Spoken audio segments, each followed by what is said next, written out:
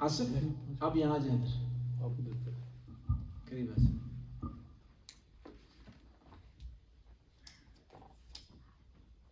صلوات پڑھیں اللہم صلی علی محمد وعلی محمد وعجل فرجہم. بسم اللہ الرحمن الرحیم. رب اشرح لی صدری ویسر لی امری واحلل عقدۃ من لسانی یفقہوا قولی. رب ادخلنی مدخل صدق واخرجنی مخرج صدق واجعلنی من لدنک سلطانا نصیرا. خداوند تعالیٰ سورہ بقرہ کی آیت میں ارشاد فرماتا ہے 185 میں، شہر رمضان الذی انزل فیہ القرآن ھدی للناس وبینات من الہدی والفرقان فمن شہد منکم الشہر فلیصم ومن کان مریضا او علی سفر فعدۃ من ایام اخر یرید اللہ بکم الیسر ولا یرید بکم العسر. خداوند تعالیٰ ارشاد فرماتا ہے کہ رمضان کا وہ مہینہ ہے جس میں قرآن نازل ہوا. رمضان کی فضیلتیں کئی حوالے سے، ایک یہ ہے کہ اس میں روزہ ہے، دوسرا اس میں قرآن نازل ہوا، تیسرا اس میں شب قدر جو 1000 راتوں سے افضل ہے. یعنی قرآن کو، یہ رمضان ہے، اس کو ایک وجہ سے فضیلت حاصل ہے. اور رمضان واحد مہینہ جس کا نام قرآن میں ہے.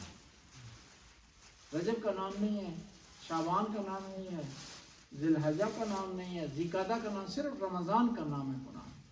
شہر رمضان، رمضان کا مہینہ. اور یہ بھی یاد رکھیں ہمیشہ جب بھی کہیں نا رمضان، ساتھ کہیں ماہ رمضان، رمضان کا مہینہ. خالی رمضان کہیں گے تو معنی نہیں بنتا. رمضان خدا کے ناموں میں سے ایک نام ہے.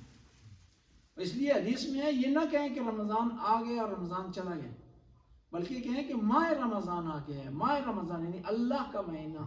رمضان خدا کے ناموں میں سے. اور رمضان کا معنی کیا ہے؟ رمضان کا معنی ہے گناہوں کو جلا دینا، جلانا، ایسا جلانا جس میں دھواں نہ ہو. یعنی آپ کے گناہ جلتے ہیں گویا کہ آثار بھی باقی نہیں رہے. دھواں کیا ہے نا، آپ کا اثر ہے نا، جی آپ کی نشاندہی کرتا ہے. یعنی رمضان ایسا مہینہ ہے کہ جس میں جو ہے وہ آپ کے گناہ ایسے جل دیتے ہیں کہ گناہ کے آثار بھی باقی نہیں رہے. بشرطے کہ انسان کوشش کرے اس مہینے میں گناہوں کو جلانے کی کوشش کرے. کس طرح گناہ چلائیں گے اس مہینے میں؟ کہ آپ کا نہ فقط پیٹ کا روزہ ہو بلکہ زبان کا روزہ ہو، یعنی کنٹرول ہو زبان پر. آنکھوں کا روزہ ہو، یعنی آنکھوں پر کنٹرول ہو، نہ محرم کی طرف نہ دیکھیں، غیر عورت کی طرف نہ دیکھیں. اور اس شریعت میں ہے کہ پہلی نگاہ جائز ہے، دوسری نگاہ جائز نہیں ہے. وہ اس طرح نہ ہو کہ ایک آدمی سے کسی نے، میں نے کہا کہ پہلی نکاح جائز ہے، دوسری اس نے کہا کہ میں پہلی ٹکٹکی باندھ کے رکھتا ہوں، دوسری ہونے نہیں دیتا. وقفہ پڑے گا تو دوسری ہوگی نہیں. جی عورت پر کسی نامحرم عورت پر پہلی نگاہ پڑ جائے نا تو آنکھ پھیر لیں، آنکھیں بند کر لیں، ادھر دیکھ لیں ادھر، لیکن نہ ہو کہ آنکھیں بند کر اسی سے ٹکر جائیں، ایسا بھی نہ ہو. ٹھیک ہے، بہت تصادف کریں. اور ایک آدمی کو میں نے بتایا کہ یہ دوسری نگاہ نہیں ہونی، جس نے کہا میں پہلی اتنی ٹکٹکی سے مسلسل باندھتا ہوں، دوسری کی نوبت نہیں آتی. یہ ایسا نہیں ہے. مراد یہ ہے کہ پہلی نگاہ پڑیے، دوسری آپ بند کر لیں آنکھیں. دنیا میں سب سے طاقتور آدمی ہے، پاورفل وہ آدمی ہے جو یہ چھوٹے سے شٹر پر کنٹرول حاصل کرے. معمولی سا ہے یہ شٹر، وزنی نہیں ہے. اس کو گرانے کے لیے بجلی کی ضرورت نہیں ہے، پاور کی ضرورت نہیں ہے، لیکن بعض اوقات اس کو گرانا مشکل ہو جاتا ہے. وہ کون گرا سکتا ہے؟ جو متقی آدمی. اللہ کے رسول ایک دفعہ گزر رہے تھے تو لوگ وزنہ برداری کا مقابلہ کر رہے تھے، ویٹ لفٹنگ. تو رسول اللہ نے ان سے اقرار لینے کے لیے پوچھا کہ کیا کر رہے ہیں؟ کام چیک کر رہے ہیں کون بہادر ہے، کون طاقتور ہے، کون پاورفل ہے. تو رسول اللہ نے فرمایا تم سے زیادہ، سب سے زیادہ پاورفل وہ آدمی ہے جو گناہ سے اپنے آپ کو روک لے. بس ارشاد ہوا شہر رمضان الذی انزل فیہ القرآن، یہ رمضان کا مہینہ وہ ہے جس میں قرآن نازل ہوا.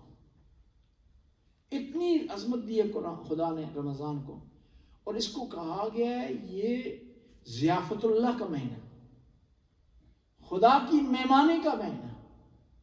خدا دعوت دے رہا ہے اس میں، آپ کو بلا رہا ہے. میزبان کون ہے؟ اللہ کل شیء قدیر. میزبان کون ہے؟ ستار العیوب. میزبان کون ہے؟ جو گناہوں کو فراموش کر دیتا ہے. وہ آپ کو اپنی دعوت میں بلا رہا ہے. اب دیکھنا ہے کہ دعوت میں جو بلا رہا ہے خدا بندہ تعالیٰ، تو آپ کو دے کیا رہا ہے. ہوتا ہے نا آپ کے دعوت کسی کے ہوں تو آپ پوچھتے ہیں مینیو کیا ہے؟ جی پکایا کیا جی، ٹھیک ہے. اور پھر واپس آ کر کہتے ہیں شادی جو کھانا کوئی اچھا نہیں سی، اپنی طرف دینا 200 کروڑ اس تے کھانے کی تنقید کرنی سی. جب 200 کروڑ دیتے کھانا اس تو بہتر مل گیا نا، کھانا تو 600 تو کھا ہے جی. پوچھتے ہیں لوگ مینیو کیا ہے. یہاں پر مینیو کیا ہے؟ اللہ کی جو ضیافت ہے، دعوت ہے، اس میں شب قدر مینیو ہے آپ کے لیے. وہ آپ کے لیے کیا شب قدر ہے، جہاں آپ کی 1 رکعت نماز 1000 رکعت سے بہتر ہے، جو 1 رات 1000 رکعتوں سے بہتر ہے. جہاں رات کو 1 قیام 1000 قیاموں سے بہتر ہے. 1 رات کو دعا پڑھنا 1000 دعاؤں سے بہتر. شب قدر ہے، نزول قرآن ہے، فرشتوں کا نیچے آنا ہے، برکات لے کر، رحمتیں لے کر. پھر یہ رمضان کا وہ مہینہ ہے اول رحمہ و وسط مغفرہ، جس کا پہلا شروع اس کی رحمت سے، درمیان مغفرت سے، اور آخر اس میں انعام پائے جاتا ہے. اب ان لوگوں نے تقسیم کر دیا کہ پہلا عشرہ رحمت کا ہے، درمیان والا مغفرت کا. وہ اپنی تقسیم علماء کی، وہ حدیث میں نہیں. لیکن حدیث میں ہے کہ اول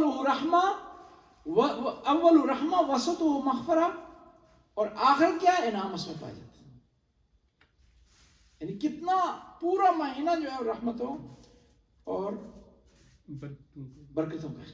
اور پھر یہ ایسی دعوت ہے، دیکھیں نا، آپ کسی کی دعوت پر جائیں زیادہ سے زیادہ 2 دن پہلے بھوکے رہ سکتے ہیں جی، چوکا کھا لو جی. یہ 2 دن بعد آ کر کے آپ خرچہ بچا سکتے ہیں. لیکن یہ جو رحمت، یہ جو دعوت ہے خدا کی، سال کی آپ کی لیے رحمت فراہم کرتی ہے. سال کی رحمت فراہم کرتی ہے، کم از کم سال کی رحمت فراہم کرتی ہے. یعنی کہ اس سے بڑی کوئی مہمانی آ سکتی ہے جو آپ کو سال کا خرچہ دے رہی ہے، سال کی آپ کی بچت کر رہی ہے. اور اس السلام علیکم، خوش آمدید، خوش آمدید، خوش آمدید، صلوات پڑھو، خیر مقدم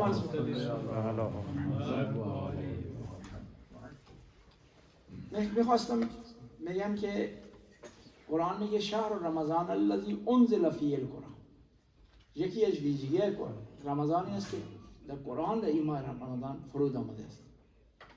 ویژگی دیگر هم داره، شب قدر داره، ویژگی دیگر داره. رمضان یعنی روزه در این ماه واجب شده، یعنی برکات در برکات داره ماه رمضان. پھر یہ اب سوال یہ ہے کہ ہر مہمانی میں جانے کے لیے، دعوت میں جانے کے لیے کچھ آداب ہے، ٹھیک ہے. کچھ آدمی جو ہے وہ نیا سوٹ پہن کے جاتے ہیں، روزانہ جو ہے وہ پھٹی پرانی گاڑی استعمال کرتے ہیں. جس دن شادی پہ دعوت پہ جا رہے ہوتے اپنا مانگ کر بھی لے جاتے، ٹیسلا لے جاتے ہیں جی کہ تھوڑا ٹور دے بڑے. جوتے جو ہے پہن لیتے ہیں، ٹائی جو ہے وہ پہن لیتے ہیں جی، خوبصورت لباس پہنتے ہیں، یعنی طریقے سے اہتمام سے جاتے ہیں. اب اس دعوت میں آپ آ رہے ہیں، رمضان میں جو داخل ہو رہے ہیں، اس میں کیا آداب ہے؟ اس محفل میں آنے کے کیا آداب ہیں؟ یہاں کیونکہ میزبان خدا ہے، ظاہری چیزیں کام نہیں کریں گے، اندرونی چیزیں کام کریں گے، ٹھیک ہے. اس دعوت میں یہ ہے کہ دروغگوئی منع ہے، جھوٹ بولنا منع ہے، گناہ سے آپ نے بچنا ہے، فضول مباحثہ نہیں کرنا، تکرار نہیں کرنا، حسد کو سائڈ پر رکھیں پھر اس دعوت میں آئیں، غیبت کو بھول جائیں اس دعوت میں آنا چاہتے ہیں، اور حق کی مخالفت اس دعوت میں نہیں ہونی چاہیے، اور آپ کا کلام پاک اور مطہر ہو، اس میں کوئی گھٹیا بات، لو بات نہیں ہونی چاہیے. جو اس دعوت کے خلاف ہے، اس دعوت کی شان کے مطابق نہیں. دیکھیں نا، ہر جگہ جانے کے کچھ آداب ہے. مریض کے پاس جاتے ہیں وہ اپنے آداب ہیں، شادی میں جاتے ہیں اپنے آداب ہیں. مریض میں کہتے ہیں مریض کے پاس جائیں تو اس کو حوصلہ دیں، یہ آداب میں شامل. یہ نہ ہو کہ وہ اس کے پاس گئے ہیں تو اس کو جاتے ہوئے کہیں کہ یہ بھی بیماری تینوں لگی ہے نا، بچنے والی ایسی گال ہی نہیں سی کوئی. ٹھیک ہے، میرے ساتھ میں ادھر آ گیا، میں بیمار تھا 2 سال پہلے نا. ادھر ایک نام نہیں لیتا کہ آپ کو ضرورت پڑی بتا دو، بتانے کی ضرورت کیا ہے، مقصد ہوتا ہے کہ ایک درس حاصل کریں. میں نے کہا جی میری طبیعت آج کل ٹھیک نہیں رہتی. تو میں نے کہا جی کہ کہیں جدائی نہ ہو رہی ہو آپ کی مجھ سے. میں نے کہا کوئی جدائی ہے کام نہ کرو. ٹھیک ہے، مولوی مار کے مرے گا، خود نہیں مرے گا، پریشان ہونے کی ضرورت نہیں. سچی بات ہے، بچائے گا بھی حوصلہ دو کہ کوئی مسئلہ نہیں. ایسے سر کو درد ہو جاتا ہے، یعنی ضرور معمولی سے درد ہو، اس کو ہارٹ پر نہ لیں، اس طرح ہی حوصلہ دینے سے. وہ اس نے آ کر مجھے ڈائریکٹ کہہ دی تھی کہ جدائی نہ ہو رہی ہو کہیں.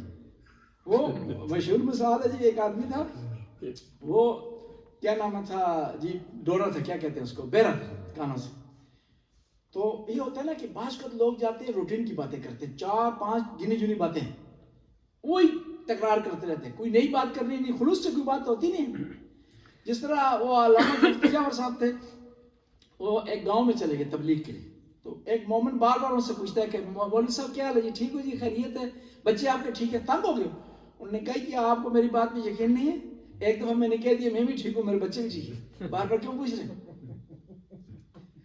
بعض یاستان یہ عرفت روتینی میزن تشریفاتی استے دل نہ میگن ایک روحانی رفت بھی روستائی مردم ہے بھی پرسن حاجی اچھا تو رستی یہ تکرار بھی کرنا آخرش خستے شد دا ہاں باور نہ داری کہ من ایک دفعہ گفتم کہ منم خوبم بچم خوبم بعد ہے تکرار میں کوئی سوری شک میں کو نہیں چل.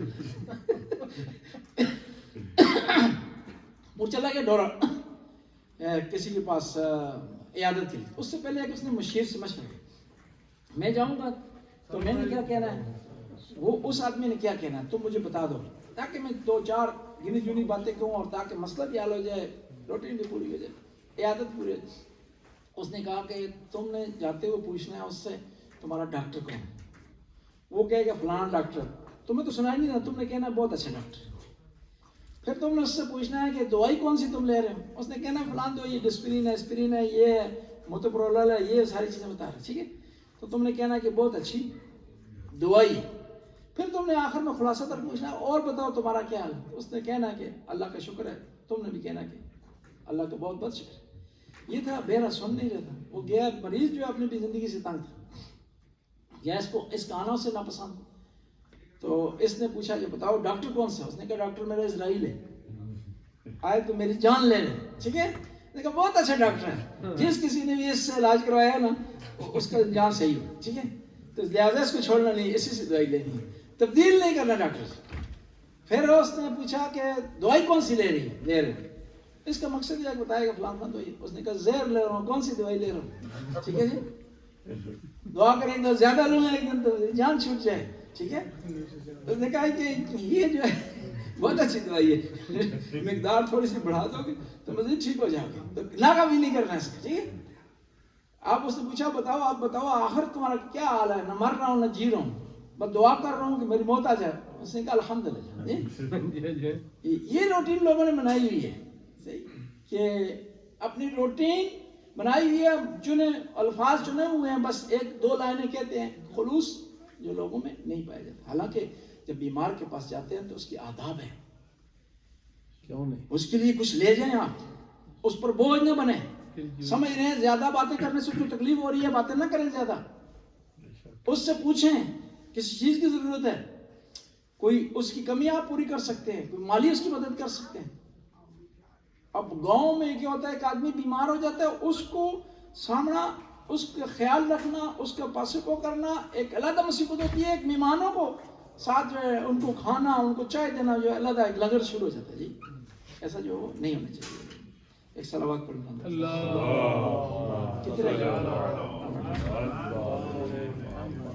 بس. یہ جو ہے، یہ جو مہمانی ہے اللہ کی بارگاہ میں، اس کے آداب یہ ہیں کہ آپ نے کسی پر ظلم نہیں کرنا، کسی کو تکلیف نہیں دینی.